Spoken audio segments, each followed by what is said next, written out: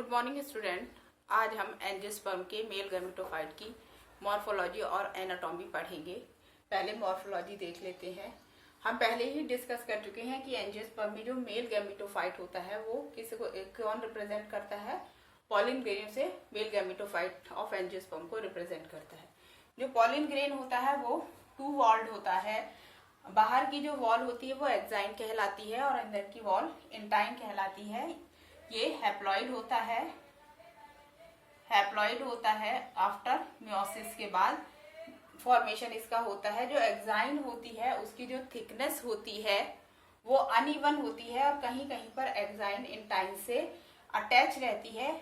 इस ऐसी जगह जहाँ पर एक्साइन और इंटाइन एक दूसरे के अटैचमेंट में रहती है, जो लेयर होती है बहुत थिन होती है और ऐसी प्लेसेस को हम जर्म पोर कहते हैं। ये वो जगह होती है जहाँ से germ tube at the time of pollen germination निकलती है।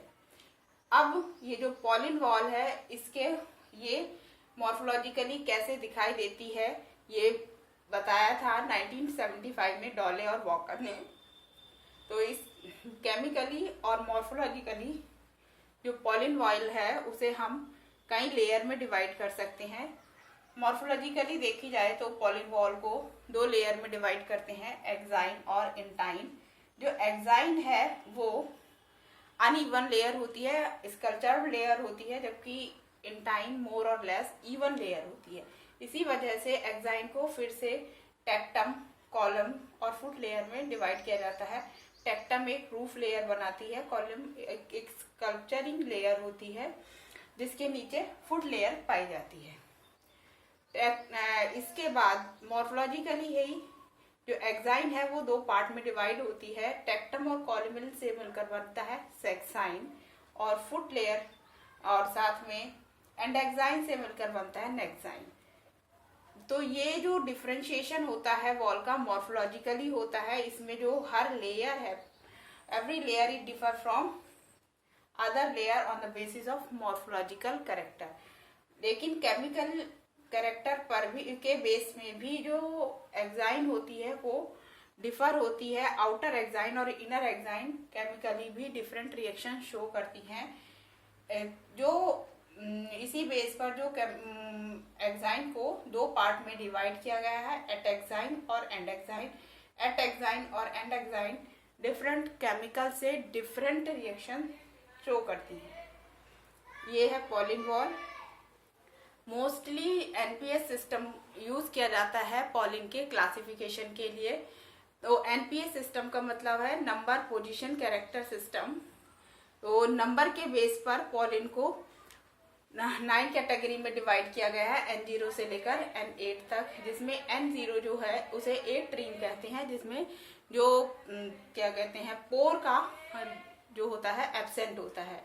मोनोट्रीम में एक सिंगल पोर पाया जाता है, डाई में 2, ट्राई में 3, टेट्रा में 4, पेंटा में 5, हेक्सा में 6 पोर पाए जाते हैं। और जब पॉलिन में 6 से ज्यादा पोर पाए जाते हैं तो इसको कहते हैं N7 या पॉलीट्रीम। और जब पोर की जो डिस्ट्रीब्यूशन है वो फिक्स नहीं होता है तो ऐसे पॉलिन को हम नाम देते हैं एनोट्रीम।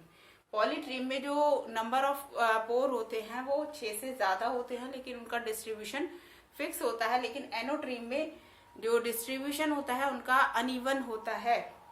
दूसरा है पोजीशन के बेस पर जो पॉलिन ग्रेन है उनको 7 कैटेगरी में डिवाइड किया गया है, P0 से लेकर P6। अगर पोजीशन जो जर्म पोर की पोजीशन फिक्स नहीं है तो उसे P0 कैटेगरी में रखा गया है। प्रॉक्सिमल है तो कैटाट्रीम, प्रॉक्सिमल और डिस्टल दोनों है तो एनाकैटाट्रीम, डिस्टल है तो एनाट्रीम, मिडिल में है, सेंटर में है तो जोनोट्रीम, सेंटर के दोनों साइड है डाइजोनोट्रीम, और अगर पूरे पॉलिन में इवनली डिस्ट्रीब्यूटेड है तो पेंटोट्रीम।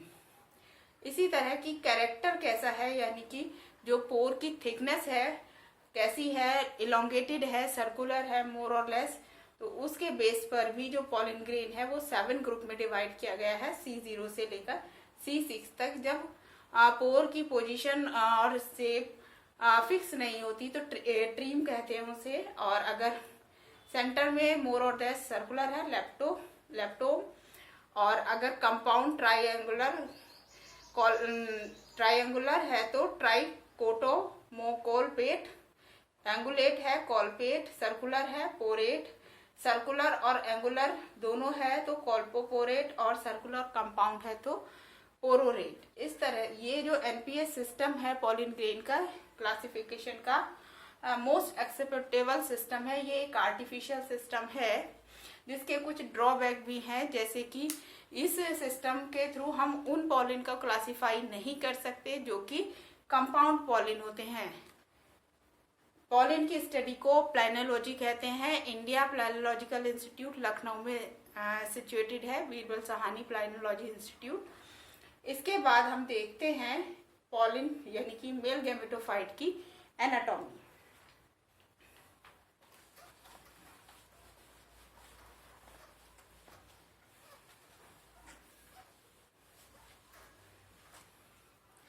प्रीवियस क्लास में हम पढ़ चुके हैं जो मेल गैमेटोफाइट बनता है वो टेट्राड की फॉर्म में बनता है, और एक टेट्राड में 4 मेल गैमेटोफाइट होते हैं। और उस समय जब कि पॉलिन ग्रेन टेट्राड में होते हैं उस समय हम उन्हें पॉलिन ग्रेन ना कहकर माइक्रोस्पोर कहते हैं। और इन माइक्रोस्पोर में जो होता है साइटोप्लाज्म डेंस होता है,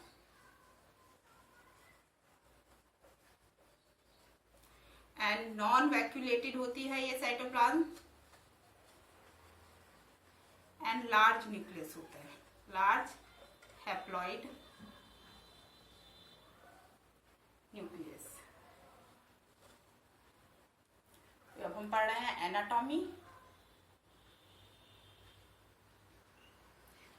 तो जो टेट्राड में पॉलिन होते हैं उनको पॉलिन ना कहकर माइक्रोस्पोर कहा जाता है, जिसका साइटोप्लाज्म डेंस होता है, नॉन वैक्यूलेटेड होता है, लार्ज होता है और हैप्लॉइड होता है। लेकिन जब ये टेट्राड से अलग होते हैं, मैच्योर होते हैं, तो तब ये जो पॉलिन है अपने आप को एनलार्ज करता है और जो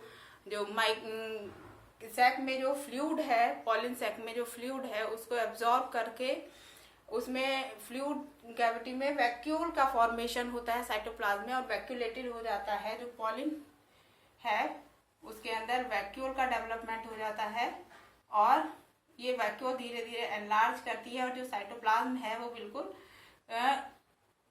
किनारे पर पहुंच जाता है और न्यूक्लियस भी एक साइड पहुंच जाता है। तो साइटोप्लाज्म साइड में आ जाता है जब किस समय, जब रिमूव होते हैं फ्रॉम टेट्राड।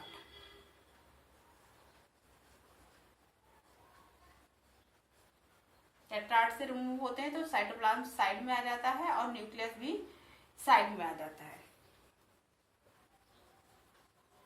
और वैक्यूल डेवलप हो जाती है, central large vacuole. Pollen grain के टेट्राड से रिमूव होते ही इसमें माइटोसिस फर्स्ट होती है, और माइटोसिस फर्स्ट जो होती है नॉन सिंक्रोनस होती है। नॉन सिंक्रोनस का मतलब है जो सेल उसे बनेगी माइटोसिस से वो इवन ना होकर अनइवन बनेगी, एक बड़े साइज की बनेगी और एक छोटे साइज की बनेगी। तो नॉन सिंक्रोनस माइटोसिस होती है।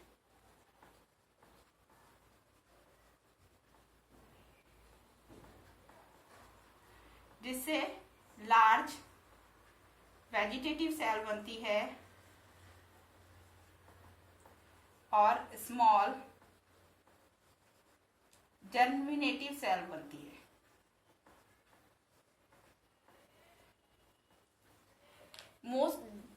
लार्ज वेजिटेटिव सेल में most of the cell organelle concentrated होते हैं और most of the cytoplasm vegetative cell में कंसंट्रेटेड होता है। जर्मिनेटिव सेल में फ्यू साइटोप्लाज्म और फ्यू ऑर्गेनेली कंसंट्रेटेड होते हैं।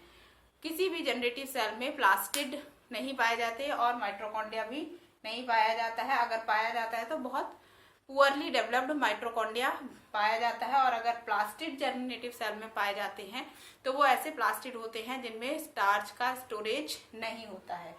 वेजिटेटिव सेल और जर्मिनेटिव सेल जब बन जाती हैं तो ये मोस्ट ऑफ द प्लांट में पॉलिनेशन की स्टेज होती है। इस समय 2 सेल्ड स्टेज में मोस्ट ऑफ द पॉलिन जो होते हैं वो एंथर से निकलकर पॉलिनेट हो जाते हैं। लेकिन कुछ ऐसे भी प्लांट्स हैं जिसमें 3 सेल्ड स्टेज में भी पॉलिनेशन होता है, लेकिन मोस्ट कॉमन जो पॉलिनेशन होता है वो 2 सेल्ड स्टेज में होता है।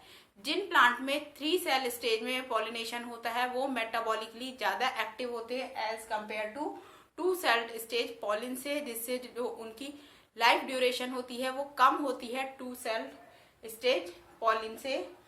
तो जो 3 सेल स्टेज कंडीशन तब कब बनती है, जब जर्मिनेटिव सेल वापस माइटोटिकली डिवाइड होकर दो स्पर्म सेल बनाता है। माइटोटिक डिवीजन होता है माइटोटिक, और 2 स्पर्म सेल बनती हैं। ये स्पर्म सेल भी जो होती हैं अनइवन होती हैं, नॉन सिंक्रोनस होती हैं, और इनकी पोलैरिटी डिफाइन करती है इस बात को कि कौन सी स्पर्म सेल ओवा से फ्यूज होगी या कौन सी स्पर्म सेल डबल फर्टिलाइजेशन करेगी। और at the time of germination vegetative cell और दोनों स्पर्म सेल एक साइटोप्लाज्मिक कनेक्शन से जुड़ी रहती हैं, जिसे हम कहते हैं male germ plasm unit. Male germ unit.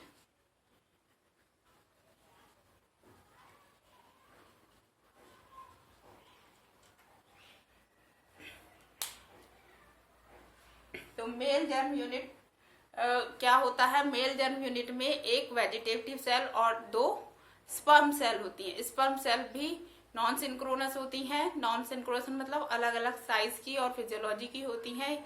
ये पोलैरिटी इस बात को डिफाइन करता है कि कौन सा मेल सेल एग से फ्यूज करेगा या कौन सा मेल सेल डबल फर्टिलाइजेशन करेगा। जब पॉलिनेशन 2 सेल स्टेज में होता है तो उस समय जो पॉलिन का डेवलपमेंट और हो रहा होता है, तो उसमें जो जर्मिनेटिव सेल है वो मोर और लेस क्या हो जाता है, फिलीफॉर्म हो जाती है। और क्यों हो जाती है ये फिलीफॉर्म, ये इस वजह से हो जाती है ताकि ये इजीली जर्म ट्यूब में पेनिट्रेट कर जाए। और जर्म ट्यूब में पेनिट्रेट करने के बाद इसमें क्या होता है, फिर से माइटोटिक डिवीजन होता है और जो 2 स्पर्म सेल बनती है। आई थिंक आपको जो एंजियोस्पर्म का मेल गैमेटोफाइट उसकी मॉर्फोलॉजी और एनाटॉमी समझ में आई होगी। अगर फिर भी इससे रिलेटेड आपको कोई भी दिक्कत है, कोई भी क्वेरी है, तो आप मुझे नीचे कमेंट में बता सकते हैं। Thank you very much.